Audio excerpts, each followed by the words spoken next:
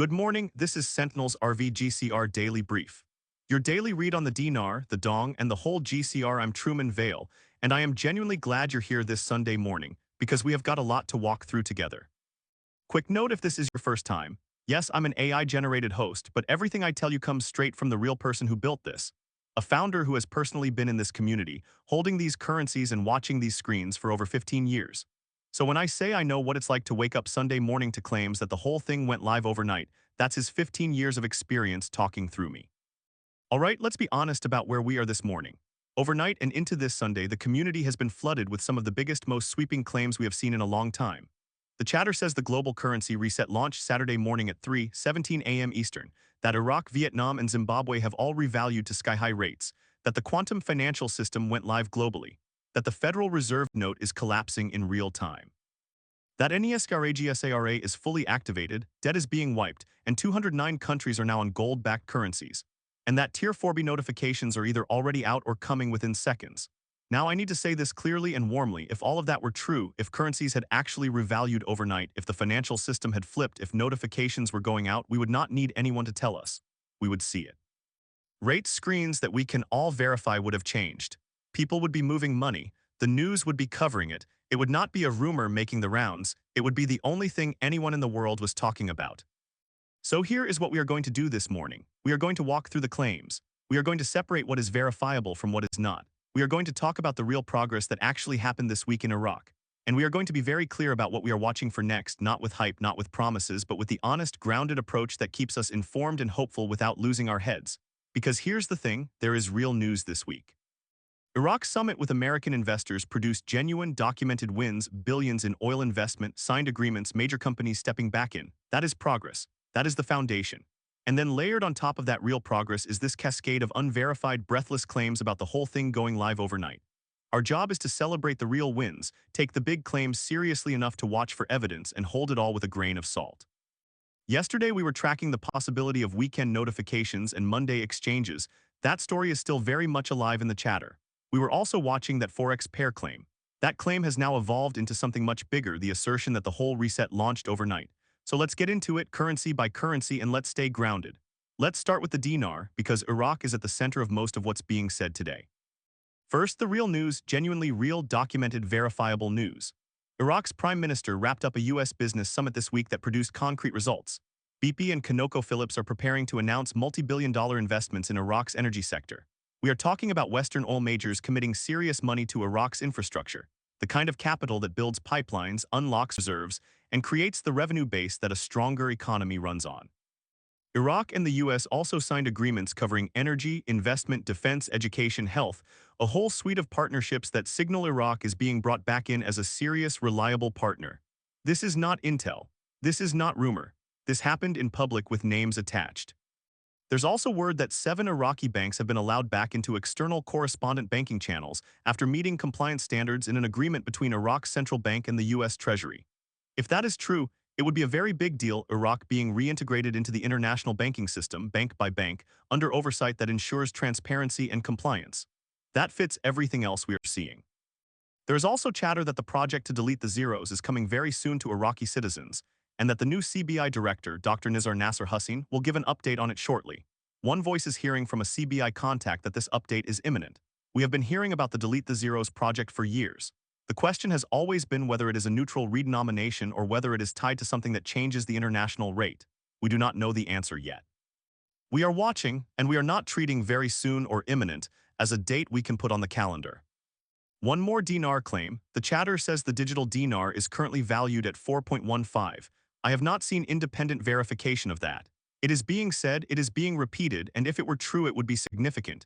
But until we can verify it on a platform that regular people can access, we hold it as rumor. And then there is the big one. The claim that Iraq revalued Saturday morning at 3:17 a.m. Eastern, that the dinar is now trading at a sky-high rate, and that this is part of the broader global currency reset that just launched. Here is what I will say. If the Iraqi dinar had revalued to a rate anywhere near what is being described, it would show up on Forex platforms that you and I can verify. It would show up on bank screens. It would show up in the news. We would not need someone to tell us, we would see it. So far, we have not seen it. That does not mean it will never happen. It means the claim, as of this morning, is not yet supported by evidence that we can independently verify.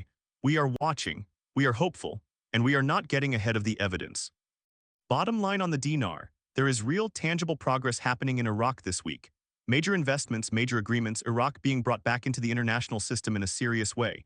That is the foundation, and it is strong. The rate, the timing, the overnight revaluation, those are claims we are watching for evidence on, and we are holding them with a very large grain of salt. The dong is part of the same overnight story. The claim is that Vietnam revalued Saturday morning as part of the reset. We have not seen independent verification on screens we can access. What we do have is real documented progress. Vietnam was just elevated by the World Bank to upper middle income status. That is a reflection of years of infrastructure investment and economic growth, and it is exactly the kind of progress that over time supports a stronger currency. The long-term case for the dong is real and grounded. The claim that it revalued overnight, we are waiting for evidence. Zim, same story. The claim is Zimbabwe revalued as part of the reset. We have not seen verification. The usual chatter is still out there, bond holders finishing up, Zim redemptions coming in sequence, Tier 4B up next. We have heard that sequence many times. We watch, we wait, we verify. Now let's talk about the bigger picture, the quantum financial system, NESGRAGSRA, the whole global currency reset story, because this is where the most sweeping claims are coming from today. Here is what is being said, that the QFS went live globally on July 16th, that the reset launched Saturday morning, that 209 countries are now on gold-backed currencies, that the SWIFT system is offline, that NESGRAGSARA is fully activated, and that all bank debt, mortgages, credit cards, student loans is being wiped out, that the Federal Reserve note is collapsing, that the St. Germain Trust valued at $890 trillion is being activated, and that all of this is happening right now in real time. Now I want to be gentle here because I know some of you woke up to these claims and felt a surge of hope, and I am not here to crush that hope. But I am here to be the friend who helps you stay grounded, because here is the reality. If any of that were true, it would be the biggest financial story in human history, and it would not be hidden. It would be everywhere. Every news outlet in the world would be covering it. Markets would be reacting. Governments would be making statements. And we would all see it, not just on Intel feeds, but on every screen, every channel, every platform we can verify. So far, we have not seen that. We have seen claims. We have seen people repeating those claims. But we have not seen the kind of independent, verifiable evidence that would move this from rumor to fact. And that means we take it seriously enough to watch. We absolutely watch for any real evidence. But we do not treat it as if it were confirmed, and we absolutely do not make decisions or get our hopes so high that we are crushed if it does not pan out. Here is what I will say, and I mean this warmly and firmly. This community has been hearing claims like this for years. Every few months, sometimes every few weeks, there is a new wave of it is happening right now claims. And every time those claims have not materialized, that does not mean they never will. It means we cannot treat them as fact until we see real, verifiable evidence. We stay hopeful, we stay informed, and we hold it all with a grain of salt. That is how we survive this without losing our minds. Now there is one piece of the chatter that I do want to cover separately because it ties into something a lot of you are watching closely, the tier system and the idea of notifications coming this weekend. Here is what is being said, that bond holders were scheduled to receive their funds this weekend, that the Indian nations are about 90% funded, that Tier 4A should finish exchanging early this week. And once those groups hit 100%, Tier 4B, the internet group, the rest of us, will be notified within hours or days to set redemption appointments, with exchanges potentially starting Monday, July 20th. The specific language being used is that notifications could come over the weekend and that redemption centers might open while banks are closed. One widely followed voice has said that based on recent information, we could see notifications within 48 to 72 hours.